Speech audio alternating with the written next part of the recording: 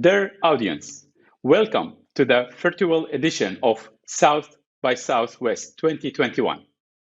It's my great pleasure to welcome you and to be here with you at the panel session of How Europe Scale Up Great Startups. It is quite a relevant question in this time because even so, starting up a business, it's an amazing life experience.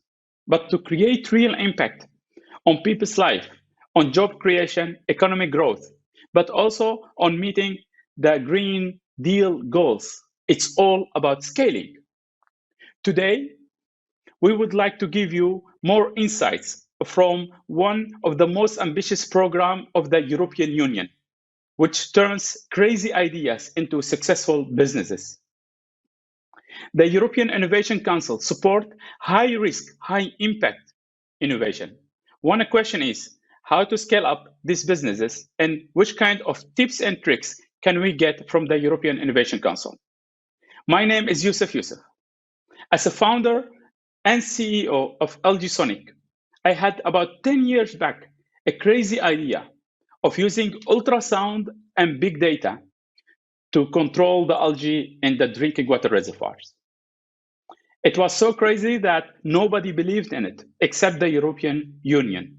They invested in us so we could cooperate, research, and develop our idea with the European universities. It was an amazing journey. At this moment, we have a huge impact around the world. We are active in 96 countries with 4 offices around the world in US, Brazil, Dubai, and the headquarters in the Netherlands. To share with you more insights on how to scale up the businesses and what can Europe do for the startups. We are very, very happy to have with us the European Commissioner for Innovation, Research, Culture, Education and Youth, Maria Gabriel. Also, we have my colleagues from the EIC Advisory Board, Laura and Anne. We will introduce them later. Please, Commissioner Gabriel, welcome, and the floor is yours. And please share with us your ideas and your view on this topic. Thank you very much, dear Youssef. We need strong examples like yours. So thank you very much for your strong messages since the beginning. Yes, ladies and gentlemen, first of all, it's a real pleasure for me to participate this year at South by Southwest in this session organized by the European Innovation Council to discuss with our friends in the United States the remarkable progress made by the European tech industry in the last year. Allow me to start giving you some data points about the evolution of innovation in Europe in the last year. First, in terms of total investment, European startups have been clear beneficiaries of the shift to digital accelerated by the pandemic. And total investment in 2020, for example, has exceeded a record amount of 42.8 billion across more than 9,300 deals. Second, in terms of innovation ecosystems, great startups are coming from any country in Europe. It is actually possible to find 1 billion euro startups in 17 European countries. And while the traditional European tech hubs keep around 1/3 of the startup activity, it is now possible to find dense network of startups with deep pools of experience, talent, and sophisticated investors everywhere in Europe. And this geographical diversity of European innovation ecosystems is a strong magnet to attract startups and investors from outside Europe to move their activities to Europe. In particular, Central and Eastern Europe countries offer unique opportunities for the growth of startups due to the depth of their talent pool in deep tech, artificial intelligence, or blockchain. And just some examples. And now the data from 2020 is indeed impressive, but the results from January 21 are outstanding with a record in terms of raised funds, with 6.7 billion euros raised in 311 funding rounds. So Europe's innovation ecosystem is certainly in the path towards another year's record. At this point, I would like to move on and mention briefly the main actions we have at the European Commission launched to support startups and innovation ecosystems. First, remember 10 years ago, we started in 2011 with activities to support the development of local ecosystems across Europe. That was our Startup Europe initiative and the creation of the European Institute of Innovation and Technology. And at this moment, the European Institute of Innovation and Technology has the largest network of innovation ecosystems players in Europe. More than 2,000 partners, more than 3,000 startups supported already, with more than 1,000 of innovative products and services already to the market. And this work at ecosystem level will be continued with the new budget of 3 billion euros for the European Innovation Council and with a new dedicated program for European innovation ecosystems.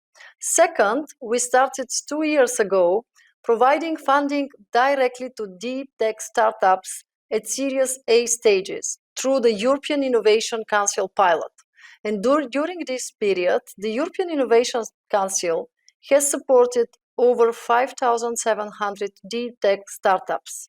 Our vision is that the European Innovation Council, with a budget of more than 10 billion euros, becomes the European Unicorn Factory, with a focus on purpose-driven deep tech innovation for a post-COVID recovery and, of course, for green and digital transitions, which are the main priorities of the European Commission. By finding synergies and working together, the European Innovation Council and the European Institute of Innovation and Technology will help Europe innovate its way to a new, sustainable and innovation-driven future. And with a view to improve our activities, we are constantly assessing the success of our two flagship initiatives in this area by measuring on one side the capacity of the startups that we supported to raise funding from external sources and their capacity to become global champions. In both cases, the results are very promising, with several unicorns coming from the cohort of startups supported by EIT and EIC. Unicorns like Northvolt and Lilium, supported by the EIT, Skeleton, supported by the EIT and the EIC, and the recent case of Cellink, supported by EIC. And now, before concluding, I would like to share with you one of the most important projects for the future of Europe and for me personally, the European Innovation Area. We need to leverage our leadership in research because remember, we are #1 in the world in terms of scientific publication. We have excellent education system. It's time to build a real European innovation area because Europe more than ever needs to use all the innovation potential that we have in order to provide solutions to all the social, economic, and societal challenges. And this European innovation area will be a pan-European innovation ecosystem that will allow European entrepreneurs and innovators to have easy access to the markets of all European member states and tap on the big pool of talent across Europe so that they can become global tech champions in the future. And in this sense, my proposal is to co-create, together with all of you, a European innovation area that is a blueprint of the way forward for the next 4 years. And this European innovation area will be perfectly complemented by the European education area and the European research area. So now I would like to conclude my intervention by calling on all entrepreneurs and investors who are watching us to come to Europe to be part of the dawn of the new era for the European startups. I invite you to join a new generation of up and coming entrepreneurs to transform our societies into fully digital and green societies. Transformations that are being accelerated by the pandemic and that need all of you to ensure that the recovery does not leave anyone behind while making an efficient use of the resources. I very much look forward to today's panel discussion with the other panelists, and I would like to say that I'm very proud of their work already. So it's up to you now. Thank you very much, Commissioner Gabriel, for your thoughts and the inside information you give us about the innovation ecosystem in Europe. It is indeed the place to be if you would like to scale up your ideas, because we do have the research institutes, we do have all the ecosystem to make it happen. Next, we have also an entrepreneur and a colleague of mine in the advisory board of the EIC, Anna, my guest. She's the CEO of Neuroelectrics. Please, Anna, can you share with us your experience? Yes, first of all, it's my pleasure to be here. I was a speaker in South by Southwest 2 years ago, and I have the best memories of Austin. So I'm very happy to be, even if it's in Zoom here. So I'm going to tell you a little bit my story as a startup and entrepreneur, being born in Europe and scaling up also in Asia and in the US. So my name is Anna Marquez, as Joseph said, I'm the CEO and founder of Neuroelectrics, and my company from Barcelona has built through years of support from the Commission the best neuroscience technology. And let me show it to you so you can get a better sense of how it looks. So this cap that I'm wearing right now can monitor and stimulate your brain. And through these small electrical currents, we really believe we can have an enormous impact in patients that suffer from diseases such as epilepsy, depression, or Alzheimer's, right? So we built this technology with a lot of support from research grants, but we saw very fast that this should be taken to the patients, right? And in 2014, after 4 years, I created the company. We decided to go to Boston to open our first subsidiary in the United States. And one of the things that I always thought is patients are not European. Patients suffering from epilepsy, patients suffering from depression or Alzheimer's are in China, in Asia, and in Europe, right? So we moved to the US 4 years ago, and the idea was to really go through the FDA process and really make of this made in Barcelona European technology a worldwide new therapy for patients who really need it, right? So I think that one of the things I wanted to share with you is what have I learned by starting my company in Europe and scaling up into the US? And there are a number of really, really interesting findings. I honestly think that talent is everywhere. I really believe that Boston is an amazing place and Silicon Valley and so many places, but also in Europe, you know, Eastern countries. I mean, the less expected places have the best talent. So talent exists everywhere, right? What I think is important is that every ecosystem is different. I was born in Barcelona, right? And in Barcelona, you have Gaudí and the architecture. And that shapes us as entrepreneurs in a different way. We are creative, we adore design.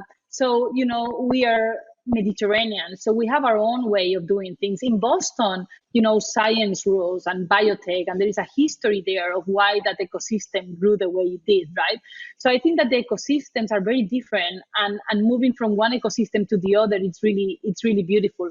And the third thing I have to say is that one of the things that shocked me about opening our company in the US, right, is how ambitious, right, the US is in the approach, right? They think big from the very first time. And I think that, as Commissioner Gabriel just said in her speech, in Europe, we are also starting to be more and more ambitious and think more and more global. I think that we have great science. I mean, my product is an example of cutting edge technology born in Europe, funded by European grants, but with a completely global world impact, right? That is going to change the way we treat with brain diseases. So what we are missing is transforming that amazing science and talent that we have in Europe and scaling up in really huge, big companies. And I personally like the unicorn concept because, to me, you know, scaling up your company is having a greater impact. And every morning when I wake up, what I wish for is that this technology that we thought as entrepreneurs will be used by millions of patients, and that I will be really fulfilling my social impact mission to really have delivered something of value to society, right? Give back something to the world that was based on science, right? So I think that we have to, as Europeans, work more on the culture. Yes, we can. I think, as I have said, I'm an example of no matter where you're born, your company can scale up and can have a tremendous impact. We are likely to become the first FDA cleared technology that doesn't exist now, to really become a new therapy using electrical stimulation and to be used home. And now with the pandemic, we have even accelerated that, because now you can use this in every home and you don't even need to go to the hospital, right? So I think we need to think big. I welcome all the startups that are here, right, listening to me, and it's a pity we are not in Austin, to really consider, that this is a global world and you can start your company in Europe and scale it up. And to really also, if you decide that the ecosystems in Europe are good for your company, you can do beautiful things, right? And always with a global mind.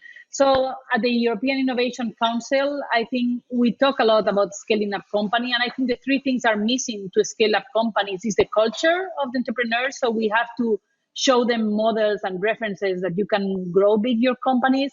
I think funding, the gasoline, right? Just scaling up requires investment. And that's why it's so important that the European Commission, for the first time in history, is investing directly into startups in the form of equity, right?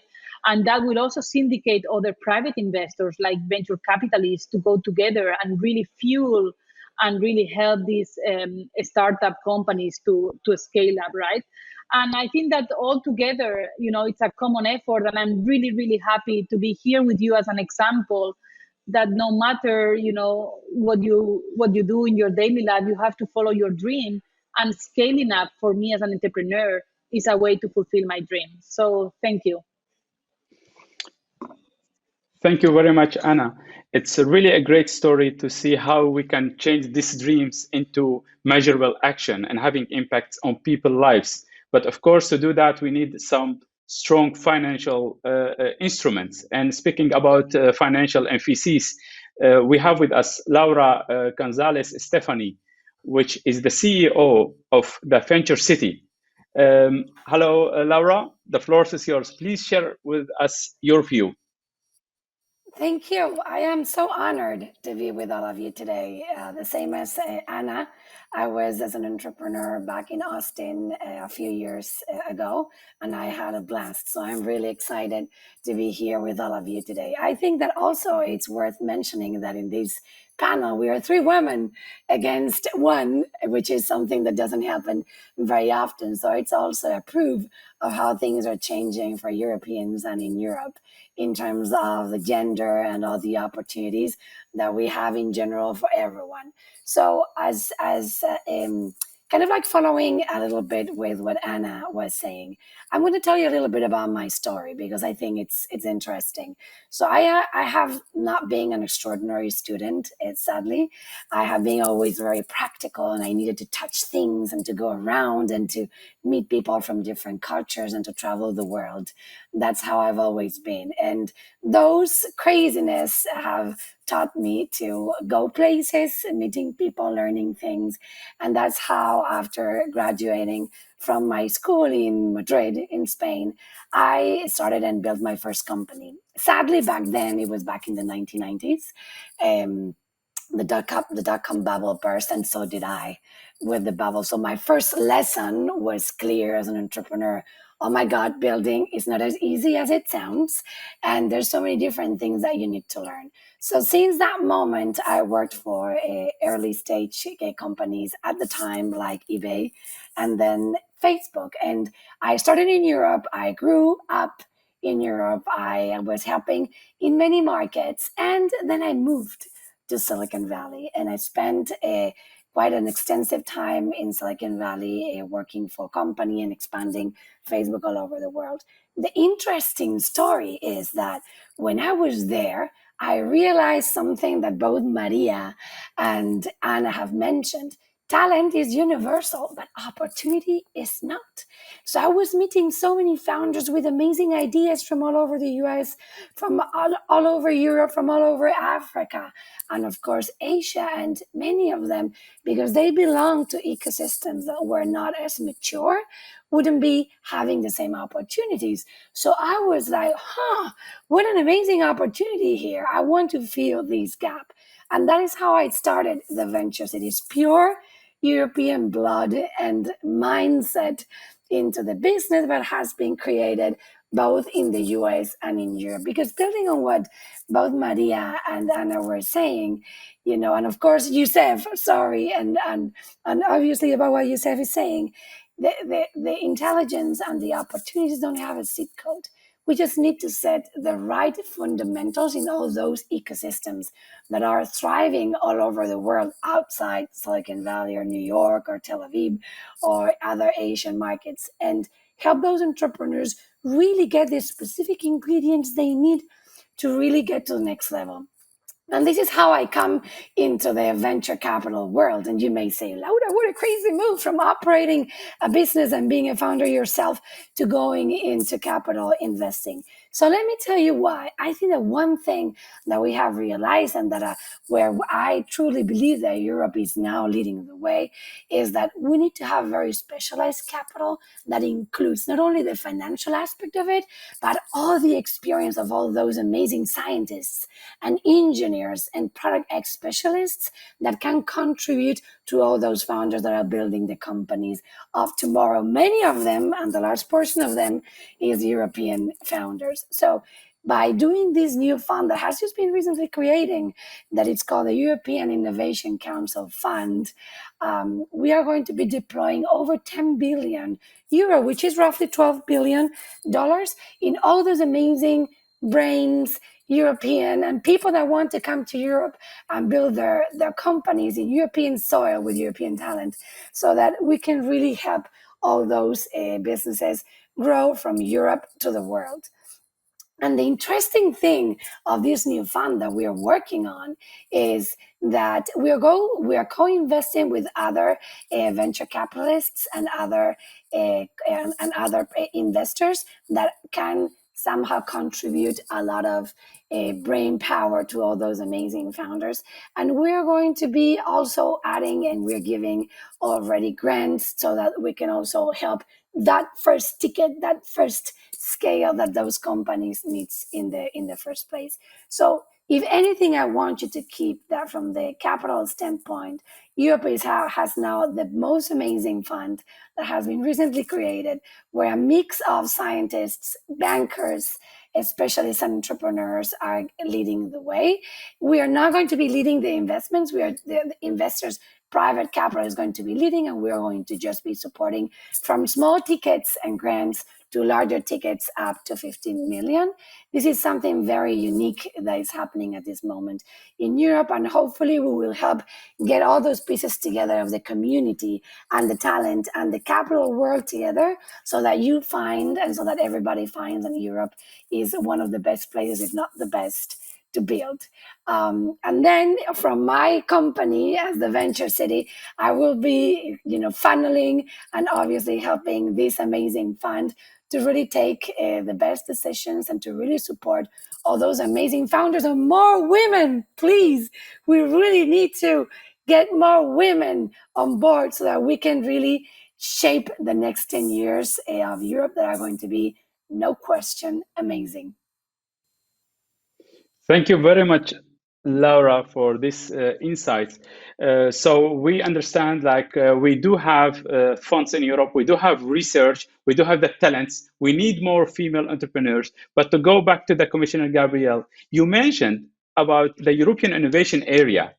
Can you please explain a little bit more what it is and what does it support, how does it support the startups? Well, first of all, as I already said it, Europe needs to react to the economic realities. At the same time, we have to adapt to the existing challenges and to make use of the opportunities. That means that we need to nurture this culture of innovation and capitalization of research results. We all mentioned this. That's why, for me, what is important is to build a European innovation area on bottom-up entrepreneurial discovery, which will encourage, empower, and support local energy, creativity, and experimentation. So for me, what is important here is at least to tackle 5 main challenges, because we all know how it works when we talk about a local innovation ecosystem. First, we know that in a local innovation ecosystem, all players of the ecosystem know one another, and it facilitates a strong local networking. So it's time at European level to build this network and to facilitate the contacts between all the players of the local ecosystems. Second, we should provide transparency and build platforms to offer equal access to the available European funding for entrepreneurs and innovators independently of where they are located in Europe, and designed to increase the participation of women-led startups. Yes, Laura, that's one of our biggest priorities, so count on my firm support. Third, I think that it's very important that we work on mechanisms that make easy for any European startup to submit tenders to any public authority in Europe. A regulation already allows it, but this is not happening in place. Fourth, we need a pan-European innovation ecosystem that can ensure matchmaking opportunities between startups and corporates across Europe, following a sectorial approach. And finally, we should have strong European associations that bring together all the actors of the European innovation ecosystem. So if I may say, for me, first, the European innovation area will be complementary to the European research area and the European education area, but it's time really to tackle concrete challenges: the divide, the fragmentation, the need for smart regulation, the need of equal opportunities to funding for everyone. Yes, Laura, this is absolutely true. And that's why that's my proposal. It's up to all of us now to shape this European innovation area and to make it fit for the new challenges that we are facing. And what I propose is to do this by the end of this year. So we don't have so much time, but we know that with innovation, we are advancing very, very quickly, so I count on you. Thank you. I do have one more question. Like, it is the European Innovation Council, so we do hear a lot of the name European coming back in our talk. Is the European Innovation Council also open for other countries? Because we do know, like Europe, it is open for all the talents around the world, but is the European Innovation Council also open for other countries? And what does it mean? How can we attract more startups and investors? Commissioner, please. Yes, of course. The European Innovation Council is open to all European member states first, as well to associated countries. But at the same time, we stay very open for other countries that can take part in these collaborative projects. And this is the case of US, because we have a science and technology agreement. And allow me just to say that if we already look at the results of the pilot project, there is a huge interest coming from those third countries. So for me, what is important is that in the case of the EIC, entrepreneurs from United States or elsewhere can apply directly for support if they intend to establish a company in Europe. And the EIC fund is also open to co-investment with venture capitals and other investors from outside Europe, if that makes sense for the company. So that means that we need to continue to use our wide network of delegations, national contact points, and business helpers in many non-European countries in order to spread the information and to see how we can strengthen our cooperation. So our ambition is very clear. This year, we would like to see a European Innovation Council fully operational with 1.5 billion budget for 1 year. I think that it's quite encouraging. At the same time, let's build synergies within our own programs with the European Institute of Innovation and Technologies, with the European Education and Research area, but let's use the opportunities that we have with our partners coming from outside Europe, because I think that our message is very simple. Yes, that was said by Anna, think big, but second, realize your dream thanks to the support of the European Union, and we have all the necessary tools for that. Absolutely, absolutely. Thank you very much. Then I have a question for you, Laura. You as a VC at this moment, you have looked at a lot of different entrepreneurs and a lot of different startups. So there is a lot of money already in the market. What There distinguish is. the EIC fund than the other money on the market? I love that question. So I think I want everybody to picture Thank the you. following. Imagine a team of people that is formed by scientists, researchers, government officials, venture capitalists, and unicorn founders, all of them at the same table. That is what the EIC is about. It is very complicated to align on things because obviously the different visions and perspectives are very unique, but we always get to an agreement. And at the end, we decide what is best for those future founders. That is what we have in the EIC today.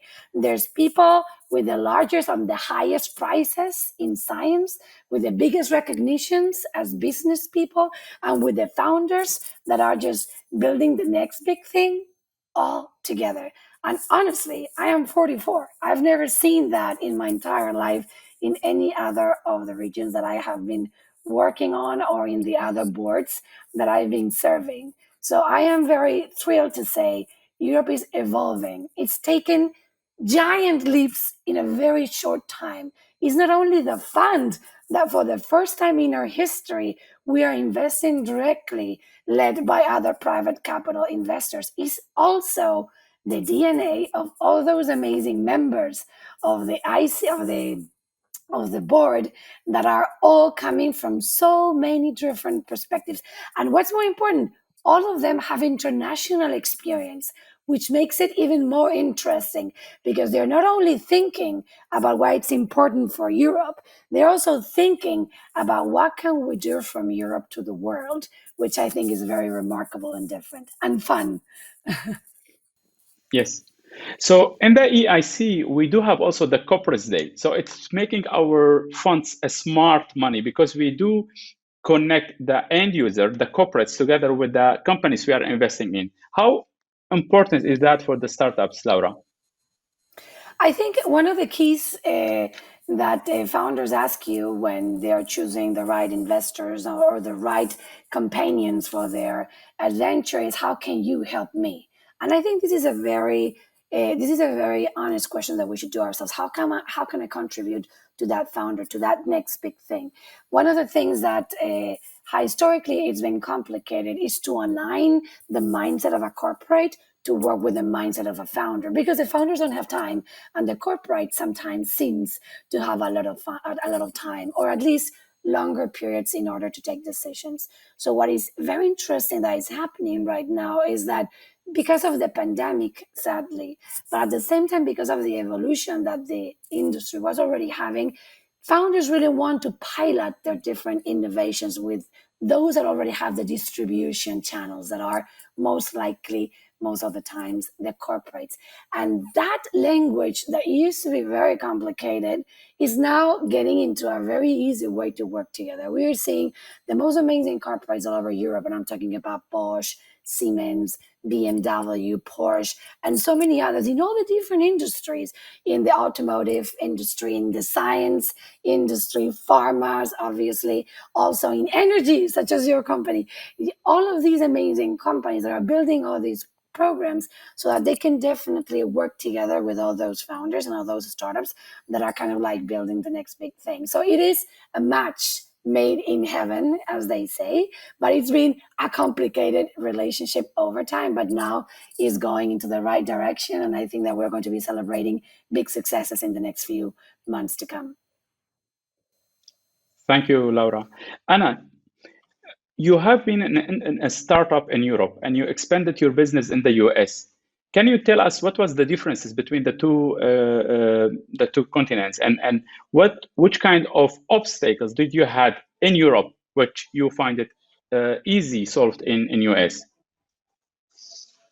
Well, I think that in the life of an entrepreneur in any ecosystem, nothing is easy, right? And one of the things I love about what Maria and Laura said is that, you know, the startup or an entrepreneur is like a seed, right? But you need the right soil, and then you need a lot of support to grow. So I know we take the credit, but it's really a lot of people that have been helping you, right? And then you have all these hats, right? Sometimes you're a scientist, sometimes you're a salesperson, sometimes you're an investor, right? So you need all that community that Laura was mentioning to really create these unicorns. They don't happen by chance, right? So what I found in the US, and I think it's something that Laura said, is that in Boston, the ecosystem of biotech and life sciences is like a forest of sequoias, right? They've been doing this for 30 years, and it's a very mature ecosystem, right? So you find in corporates, but also in mentors, people with a lot of experience of an ecosystem that has matured pretty much. I think that other ecosystems in Europe, like for example in life sciences in my region, were less developed, is less mature than the one in Boston. So I found that expertise that really shocked me when I got there, right? Because they've been there for a long time.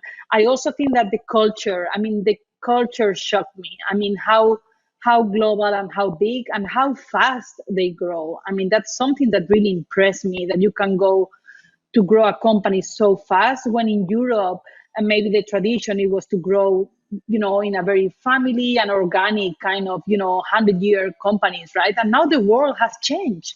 So there are no like long-term family companies anymore. This is like fast companies that are ruling the world in 20 years, right? Look at Facebook. So the pace has accelerated. And I think that the US has that pace.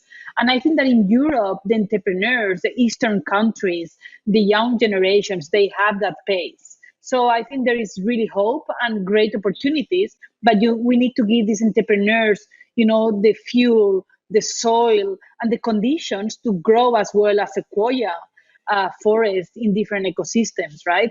So I think that's kind of like the main difference that I found between the US and Europe.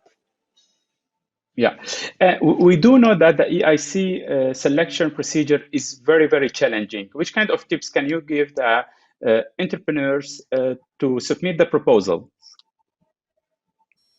Is it for me? Laura? Is it for me? Yeah. Okay. Laura, Yes. please. Yeah. Yes. So I think that we are betting both in those founders that are building, like if it's a very deep tech technology, something that it's not yet proven, and I think that we have things that are from grant, so that you can start building that. So we give grants up to 2.5 million euro, which is roughly $3 million, so that you can start and get the company rolling and get all those first kind of like checks that what you're doing solves the problem you're intending to solve. And then depending, so there's different types of companies. There's companies that come to us for a first ticket. And there's companies that come to us because they have a little bit of traction already, and they are already having external investors, meaning other private investors. Many of them, we co-invest a lot with American funds, we have to say. And sometimes it's people that is already looking into a Series B, and they want a big round of over 50 million. And in that round, we take a maximum of 15 million euros. So it's not that it's just one stage and we're just focusing that stage. Not at all. We're focused in either very deep tech kind of technology, anything that comes into sustainability, the Green Deal that we were talking about, or any kind of those technologies, any disruptions in the transportation world, any disruptions in terms of the fintech space and things like that. We're looking for that. And as I said, is a blended kind of a type of finance where either we go into a grant and then you can qualify as well as to equity, or we go into an equity as part of a round that is already happening. The most important thing for the founders to keep when they listen to us today is that we don't lead. There's always an external private capital investor leading the round most of the times, and we kind of like add on top of it. And what is also important is that our capital comes with accelerator services. I think this is very important, and Anna was just talking about it. So when you choose us as your investor, at the same time, we put a lot of muscle into connecting you to the right business people, to the right scientists that can help you building the company, so that you feel that kind of cushion that, given how complicated the life of an entrepreneur is always very nice to have. So there's not a specific stage. We can go either for a grant if you're very early stage, or it's very deep biotech or something like that is in the very beginnings, or we can co-invest with other big players in the market. Yes.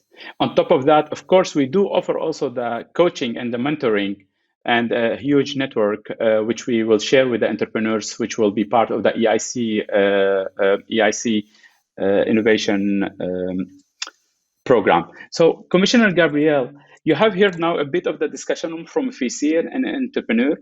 You have also explained that Europe is at a crossroad term of innovation, and that the coming year will be very, very important. If you will look at what will be your priorities in the next years, what will that be? Well, for me, the key word is synergies, because it's time really to transform this beautiful word into something operational and tangible. That's why I very much like the comment of Anna. It's important really to see even the European Innovation Council as the only one and unique instrument that we have in order to build our European innovation ecosystem. That's why for me, what is important during this first 1 year, first on one side, to see how we can build and continue to strengthen some of the existing synergies between the European Innovation Council and the European Institute of Innovation and Technology. Remember, in the month of January, the two institutions signed a memorandum, a letter of understanding, in order really to strengthen their cooperation, because I fully share the view that we need to use the opportunities given by the two institutions, EIT with the decentralized approach, with the knowledge triangle since the beginning, education, research and innovation, and the European Innovation Council to invest in deep tech, in breakthrough technologies in order to scale and to create champions. And I must say that even now I appreciate the comment of Laura on this. It's important that we started the same work with the European Research Council. It's important to see how between the European Innovation Council and the European Research Council we can fulfill the innovation chain from research to market opportunities. Second, we need to build synergies with other European programs, and we already started this. Of course, we need here to see first what we have to do with the other instruments within Horizon Europe. I'm thinking here about our missions. I'm thinking here about our partnerships, because it's quite important. Second, to see how we can build synergies with Invest EU program, with our space and defense program, with our structural funds especially. And that's my third point. We have to build synergies with national and regional authorities. That's why it's so important to continue our work on the joint action plan with the Committee of the Regions, and to see how we can really all talk about the same important things, and we all invest in this direction. That's why the EIC forum will play a significant role. And finally, I would like again here to insist, it's really time to invest more in women-led companies. I'm very proud that the EIC is the brilliant example how in only few months we managed to change some realities, as some people try to convince us. Because remember, we decided in the month of March to have at least 25% of women succeeding to the interviews, companies led by women. And at this moment, the beneficiaries with women-led companies, it was 7-8%. Now, a few months later, we have 34%. So now the next ambition is to have at least 40% of companies invited to interviews with juries need to have female CEOs or equivalent. And we'll have a new initiative, Women Tech Initiative. The ambition is very simple. First, to provide support for 50 deep tech companies led by women. But the big ambition is to double at least the number of startups led by women. I fully believe in this, because it's about an untapped potential. It's about our diversity. It's about giving us an opportunity to drive these changes that we all see around us. And without men and women together, that will be quite impossible. So I very much count that this first 1 year in 2021 will send some strong signals to all our innovators and startups in Europe, but to all our friends from outside Europe, that Europe is the right place to invest, to dream, to realize, and to create. Thank you very, very much for these closing words, Commissioner Gabriel. It is really amazing to see that Europe is leading in the female entrepreneurs investment. And what we also could see, we had with the EIC a specific call for green businesses, the Green Deal. And what we saw there, that the CEOs of these companies were for 25% female leading. So it is really amazing to see Europe is able to take a risk on a new crazy ideas by itself, and not only asking the European entrepreneurs to do that. So if I will summarize, I would like first to thank the Commissioner Gabriel for attending the session, and also Laura, thank you very much for your insights. Anna, thank you too. And if I will summarize it, I will say synergy, dream big, and come and invest in Europe, because that is the good timing and it's the place to be. Thank you very much.